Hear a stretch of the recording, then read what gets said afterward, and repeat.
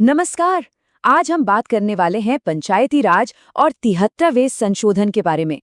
ये एक ऐसा टॉपिक है जो बिहार एसआई जैसी परीक्षाओं के लिए बहुत ही ज्यादा महत्वपूर्ण है। तो हम इसके हर जरूरी पहलू को एकदम आसान भाषा में समझेंगे। चलिए देखते हैं आज हम क्या-क्या कवर करेंगे। हम शुरू करेंगे पंचायती राज के बिल्कुल बेसिक आइडिया से। फिर देखेंगे कि इसे संविधान में जगह कैसे मिली और आखिर में बिहार में ये सिस्टम कैसे काम करता है, इस पर भी बात करेंगे। किसी भी बड़ी चीज को समझने का सबसे अच्छा तरीका होता है उसके सबसे बुनियादी सवाल से शुरू करना। तो सवाल ये है कि आखिर ये पंचायती राज है क्या चीज? अगर बिल्कुल आसान शब्दों में कहे ना, तो पंचायती राज का मतलब है शासन को सीधे गांव तक ले जाना। मतलब लोकतंत्र सिर्फ राजधानियों में नहीं, बल्कि हर गांव की चौपाल पर हो। ये लोगों की सरकार में सीधी भागीदारी है। और पता है, ये कोई नया आइडिया नहीं है। ये सोच तो हमारे संविधान बनाने वालों की ही थी। उन्होंने संविधान के अनुच्छेद 40 में ही ये बात लिख दी थी। इससे पता चलता है कि जमीनी लोकतंत्र उनके लिए कितना जरूरी था। अच्छा, तो ये एक सिद्धांत था, पर ये सिद्धांत एक मजबूत कानून कैसे बना, इसकी भी एक बड़ी दिलचस्प कहानी है। चलिए उस सफर पर एक नजर डालते हैं। अब इस टाइमलाइन पर नजर डालिए। इसमें 4 साल बहुत बहुत जरूरी हैं। 1957 और 1978 में समितियों ने इसकी नींव रखी, और 1992 वो ऐतिहासिक साल था जब 73rd संशोधन ने इसे असलियत में बदल दिया। ये चारों ही एग्जाम के लिए याद रखने लायक हैं। यहाँ एक मजेदार बात निकल कर आती है।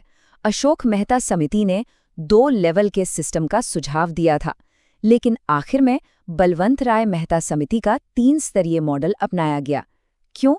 क्योंकि ये गांव, ब्लॉक और जिला, इन तीनों लेवल पर पावर को बेहतर तरीके से बांटता था। तो यहाँ पर जो सबसे जरूरी बात समझने वाली है वो ये है कि 1992 का ये संशोधन सिर्फ कोई सलाह या सुझाव नहीं था। इसने पंचायती राज को एक संवैधानिक दर्जा दिया। मतलब ये हमारे शासन का एक ऐसा हिस्सा बन गया जिसे कोई हटा नहीं सकता। तो ठीक है, ये सिस्टम बन तो गया, लेकिन ये जमीन पर दिखता कैसा है? चलिए अब उस मशहूर 3 स्तरीय संरचना को समझते हैं जिसे अपनाया गया। ये वो ढांचा है जिसे घोलकर पी जाना है, क्योंकि परीक्षा में इससे सवाल आते ही आते हैं। सबसे नीचे गांव के लेवल पर है ग्राम पंचायत, बीच में ब्लॉक लेवल पर पंचायत समिति और सबसे ऊपर जिला लेवल पर जिला परिषद।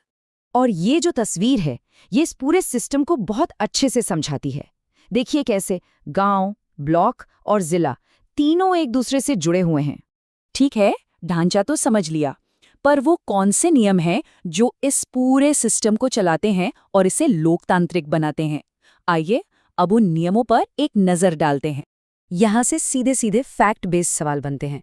पहली बात, कार्यकाल 5 साल का होता है। दूसरी, अगर पंचायत भंग हो जाए तो 6 महीने के अंदर चुनाव कराना जरूरी है। और तीसरी बात जो अक्सर कंफ्यूज करती है, चुनाव लड़ने की न्यूनतम उम्र 21 साल है, 25 नहीं।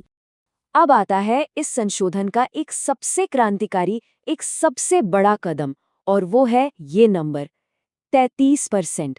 ये सिर्फ एक नंबर नहीं, ये सामाजिक बदलाव की गारंटी है। तो ये 33% का मतलब क्या है? देखिए, संविधान का अनुच्छेद 243D साफ साफ कहता है कि एससी और एसटी समुदायों को उनकी आबादी के हिसाब से आरक्षण मिलेगा, और कम से कम 1/3 सीटें महिलाओं के लिए आरक्षित होंगी।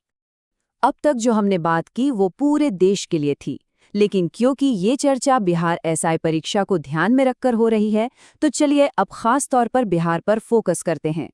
वैसे बिहार की बात करने से पहले एक मजेदार फैक्ट, संविधान में संशोधन होने से भी बहुत पहले 1959 में ही राजस्थान वो पहला राज्य था जिसने पंचायती राज की शुरुआत की थी। बिहार ने भी इस संवैधानिक बदलाव के बाद तेजी से काम किया। 1993 में अपना कानून बनाया और 2006 में उस कानून को और बेहतर किया, जो आज भी लागू है। और यहाँ बिहार ने एक और बड़ा कदम उठाया।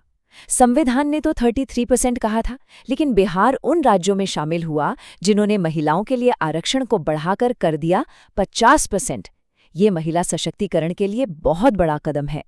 और इस व्यवस्था का पैमाना कितना बड़ा है, इसका अंदाजा इस नंबर से लगता है।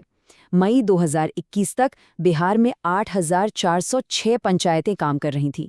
सोचिए, इतने सारे छोटे छोटे शासन केंद्र। तो चलिए, परीक्षा में जाने से पहले एक बार फटाफट सब कुछ रिवाइज कर लेते हैं। 5 बातें जो याद रखनी है: 73वां संशोधन, 3 स्तरीय संरचना, जरूरी अनुच्छेद जैसे 243D और ई, बिहार का 2006 का कानून और महिलाओं के लिए 50% आरक्षण। और आखिर में बस एक सवाल के साथ इस चर्चा को समाप्त करते हैं। जरा सोचिए, जब हम शासन की ताकत को सीधे गांव तक पहुंचाते हैं, तो इससे देश के लोकतंत्र का भविष्य कैसे और कितना मजबूत बनता है।